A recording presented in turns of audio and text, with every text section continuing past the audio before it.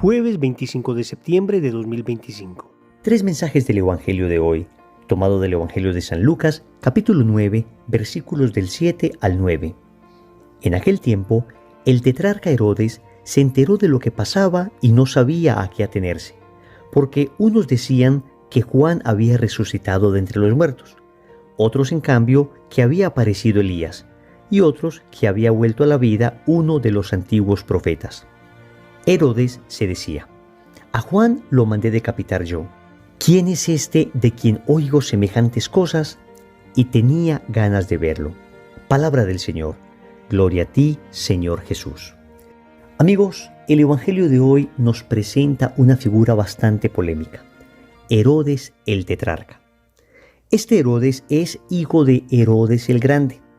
Herodes el Grande, recordemos, era aquel asesino que mandó matar a los santos inocentes para tratar de matar al rey de los judíos, ¿no? Tantos niños muertos en Belén por la maldad de aquel hombre. Pues este Herodes tetrarca es hijo de Herodes el Grande. Y parece que siguió los pasos de su padre, porque este Herodes fue el que mandó decapitar a Juan Bautista por ese famoso baile de la hija de Herodías. Todos recordamos ese triste pasaje. Pues hoy el Evangelio nos habla de Herodes porque él tiene una inquietud debido a que Jesús empieza a ser muy popular, los milagros de Jesús comienzan a hablarse por todas partes y entonces él empieza a tener inquietud en su corazón. Vamos a reflexionar tres mensajes de este Evangelio. Primero, ¿qué hacer cuando aparece el remordimiento? Segundo, cuando Jesús genera inquietud. Tercero, la rectitud de intención. Vamos con el primer punto. ¿Qué hacer cuando aparece el remordimiento?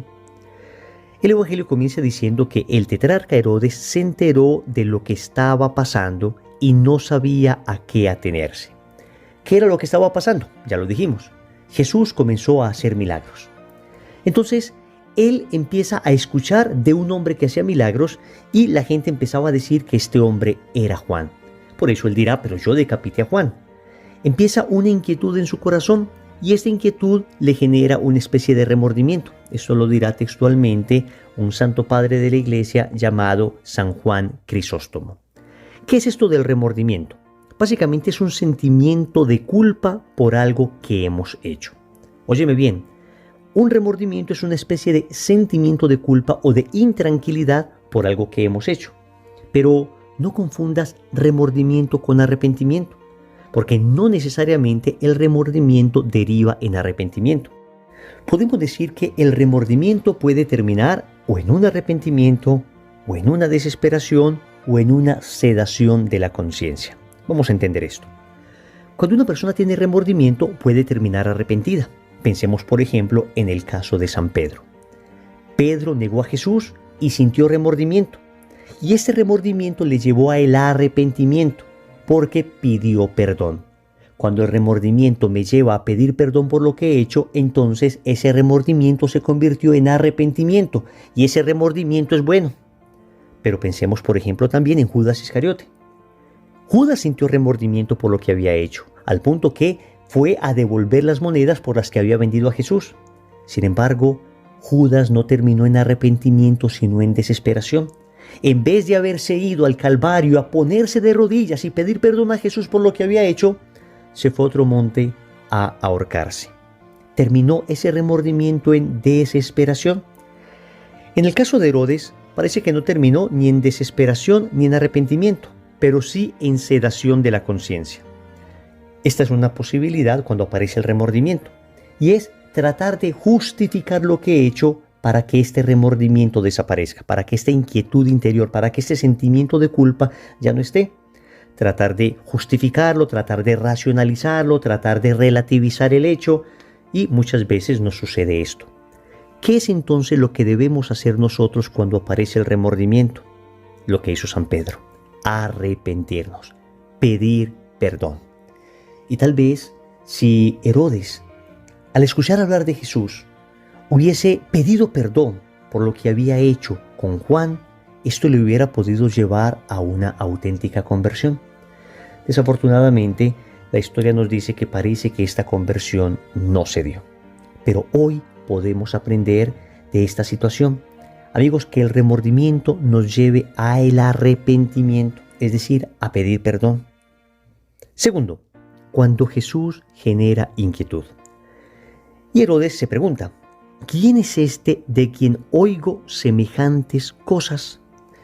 Vamos a ver, siempre hemos dicho que Jesús genera paz, que el estar con Dios genera tranquilidad en la conciencia, que los que estamos con Dios vivimos siempre estables, felices, serenos, tranquilos, y esto es cierto en términos generales.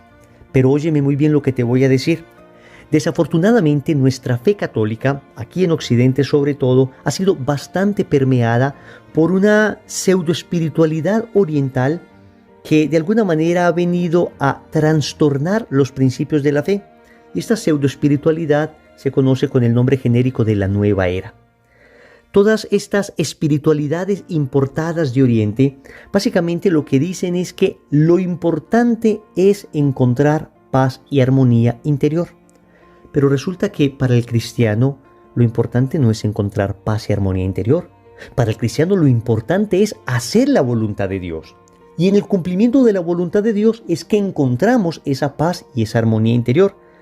Quiero que entendamos bien esto, porque hay algunas técnicas que te dicen que respirando de X manera, repitiendo X mantra, pues vas a encontrar un equilibrio interior, vas a encontrar una cierta paz, una cierta sensación de estabilidad, pero todo ese tipo de cosas no están llevando a la persona a tomar decisiones radicales para cambiar de vida, es decir, a experimentar una conversión. Y por eso es posible encontrar personas que hacen todo esto y sin embargo siguen igual de injustas, igual de infieles, igual de mentirosos, igual de irascibles, en fin, porque esto no ha llevado a una conversión. Básicamente, cuando la paz se busca como un fin en sí mismo y no se pasa por el proceso de conversión, estamos hablando de una paz poco duradera, una paz que no tiene fundamento. Los católicos, en cambio, entendemos que el seguir la voluntad de Dios en ocasiones genera inquietud, porque Dios me está pidiendo algo que mi naturaleza herida por el pecado no quiere seguir. Hay una cierta resistencia y esto me llama al combate y esto me llama a la lucha, y por eso Jesús dice: el que quiera venir en pos de mí, niéguese a sí mismo, cargue su cruz y sígame. Ven, es un camino de combate, es un camino de lucha, es un camino donde la palabra de Cristo me puede generar inquietud. Sin embargo, cuando decididamente me lanzo por el cumplimiento de la voluntad de Dios, finalmente, como consecuencia del cumplimiento de la voluntad de Dios, encuentro la paz que tanto anhela mi corazón. Entonces hay una diferencia radical. No busco la paz como un fin en sí mismo, sino que el fin es la voluntad de Dios. Y cuando busco la voluntad de Dios, entonces una consecuencia de hacer la voluntad de Dios es encontrar esa paz interior. Pero mientras está en camino de hacer la voluntad de Dios, puede haber inquietud. Miren lo que generaba Jesús en Herodes. ¿Quién es este de quien oigo semejantes cosas? Hay una inquietud interior. Entonces no te asustes si en el proceso de conversión que estás teniendo, si en este camino que estás recorriendo, puedes experimentar una cierta inquietud, unos ciertos combates interiores. Yo pienso en todas esas personas, por ejemplo, que tienen un vicio arraigado. Obviamente cuando Jesús viene a liberar a esa persona, esa fractura interior que se produce de arrancar el vicio del alma, en ocasiones duele, genera lágrimas, genera inquietud, pero el fruto de seguir la voluntad de Dios siempre será libertad interior, será paz verdadera y duradera. Porque en tu voluntad, Señor, está mi paz, así reza un texto litúrgico. En tu voluntad, Señor, está mi paz. Y aunque en el camino de encontrarla haya inquietud, cuando finalmente se encuentra, entonces experimentamos la certeza interior de saber que hemos llegado al lugar donde debíamos estar. Tercero, la rectitud de intención. El Evangelio termina diciendo que Herodes tenía ganas de ver a Jesús. Pero ¿acaso Herodes tenía ganas de ver a Jesús porque quería escuchar su mensaje, porque quería seguirlo, porque quería escuchar su palabra, porque estaba inquieto por lo que decía? No. Básicamente él quería ver a Jesús para estar seguro de que no fuera Juan, porque él había decapitado a Juan. Entonces su conciencia le perseguía y tenía terror de que ese Juan hubiese resucitado para recriminarle nuevamente su vida de pecado y lo que había hecho. Pero esto nos llama a nosotros a una reflexión. ¿Cuál es la razón por la cual nosotros queremos ver a Jesús? ¿Con qué intención queremos ver nosotros a Jesús? Y esto entonces se suscribe dentro del contexto de la rectitud de intención.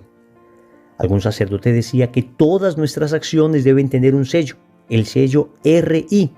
Entonces le pregunté, padre, ¿qué significa esto de RI? Y decía él, rectitud de intención. Cuando busquemos a Dios, busquémoslo con rectitud de intención. Es decir, buscando lo que Dios quiere y no lo que yo quiero. Buscando la gloria de Dios y no mi gloria. Buscando el bien de las almas y no mi propio bien. Obviamente, el cumplimiento de la voluntad de Dios necesariamente termina derivando en mi propio bien. Pero lo que trato de buscar es la voluntad de Dios, la gloria de Dios. Esto se llama rectitud de intención, repito, y debe ser la razón por la que busquemos a Dios. Ciertamente podemos pedirle cosas. Ciertamente podemos aproximarnos a Él en medio de nuestras dificultades. Ciertamente incluso Dios se vale de la curiosidad hasta malsana de alguna persona para terminar llamándole a la conversión. Pensemos en el caso, por ejemplo, de Zaqueo, que sabía que Jesús estaba pasando por Jericó y por sola curiosidad se montó un árbol para ver a Jesús. Pues el Señor le mira y le dice, Zaqueo, baja, que hoy cenaré en tu casa. Entonces, claro que Dios se puede valer incluso de nuestros intereses, incluso de nuestras intenciones no tan puras al momento de acercarnos a Él. Pero, amigos, lo ideal es buscar a Dios con rectitud de intención. Buscarle y decirle, Señor, aquí estoy con mis debilidades, con mis fragilidades, pero aquí estoy para tratar de hacer lo que tú quieres. Aquí estoy no para decirte lo que yo quiero, sino para preguntarte, ¿qué quieres tú, Señor? ¿Qué es lo que tú quieres? Y con esto se purifica esa mala costumbre que tenemos de acercarnos a Dios solo cuando necesitamos cosas. Cuando una persona tiene el mal hábito de orar solo en momentos de dificultad y necesidad, pues de entrada está mostrando un corazón no muy recto, una intención no muy pura. Repito, Dios es tan maravilloso, tan grande, tan bello, que no va a recriminarle a nadie, que no va a decirle, ahora que me necesitas vienes a pedirme. El Señor nos ama tanto que dice, bueno, por lo menos vienes a mí en medio de tu necesidad, pues valgámonos de este hecho para llevarte a la conversión. Pero qué lindo fuera que nosotros nos acerquemos a Dios con rectitud de intención, no solo cuando estemos en necesidad, al contrario, qué maravilloso sería que justo cuando estemos mejor que nunca, le digamos al Señor, aquí estoy, Señor, y te ofrezco todo lo que tengo, y toma todo lo que soy, que sea para tu mayor gloria y honra, como hicieron los primeros apóstoles. Recordemos en la pesca milagrosa, la primera pesca milagrosa. Tenían allí 2 barcas llenas de peces, porque Jesús les había dicho que tiraran la red. Era el mejor momento a nivel de empresa, de su pequeña empresa de pesca. Y Jesús les dice, síganme que les haré pescadores de hombres. Y en el mejor momento de la situación económica le dicen, pues Señor, dejamos las redes y te seguimos. Que no tengas que estar en la peor situación para acercarte a Dios. Al contrario, mantengamos rectitud de intención y que tengamos en realidad nosotros ganas de ver a Jesús, no por intereses personales, sino porque le amamos. Oremos. Amado Señor, venimos nuevamente ante tu presencia. Sabes que hemos hecho cosas de las que nos avergonzamos y nos has dado una conciencia moral que es esa voz interior tuya que nos habla el corazón y nos enseña el camino del bien y nos exhorta contra el camino del mal. Y en ocasiones hemos tenido remordimiento de cosas que hemos hecho, pero no siempre este ha derivado en arrepentimiento. A veces hemos terminado desesperándonos, otras veces simplemente sedamos nuestra conciencia. Por eso hoy te suplicamos, Señor, que cuando aparezca el remordimiento, nosotros podamos llevar al arrepentimiento y pedirte perdón. Y hoy te pedimos perdón por tantos pecados que hemos cometido. Hoy, Señor, te damos gracias también porque has generado una inquietud en nuestra alma, porque el conocimiento de tu voluntad nos mueve a seguirla buscando, nos mueve a romper definitivamente con el pecado en que vivimos. Y esto efectivamente a veces genera dolor, a veces genera intranquilidad, a veces genera inquietud, pero sé, Señor, que si tú lo pides es para mi bien y por eso me arrojaré confiadamente en tus brazos.